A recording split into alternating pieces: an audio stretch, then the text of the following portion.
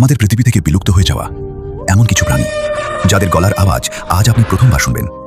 সবার আগে আসি লক্ষ লক্ষ বছর আগে বিলুপ্ত হওয়া এক সাপের কথায়, যার দৈর্ঘ্য ছিল প্রায় 50 থেকে 60 ফুট। এর কাজই ছিল নিরীহ ক্রোকোডাইলদের শিকার করা আর বিশাল জঙ্গলে ছায়ার মতো ঘুরে বেড়ানো।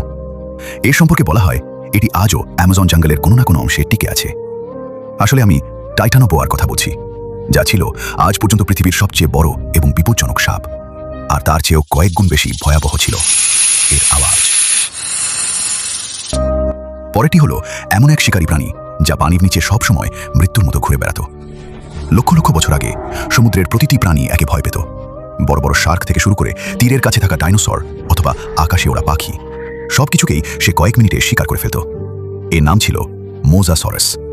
এটি এমন এক রেপটাইল ছিল যা ছিল সাক্ষাৎ মৃত্যু, আর অনেক প্রাণীর শ্বাস শুধু এর আওয়াজ শুনেই আটকে যেত।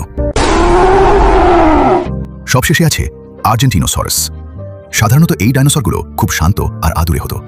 এরা মাটিতে ঘাস খেত এবং ভালো সাঁতারু হওয়ার কারণে মাঝে মধ্যে মাছও শিকার করত। কিন্তু বড় বড় ডাইনোসররা এদের খুব সহজে শিকার করে ফেলত।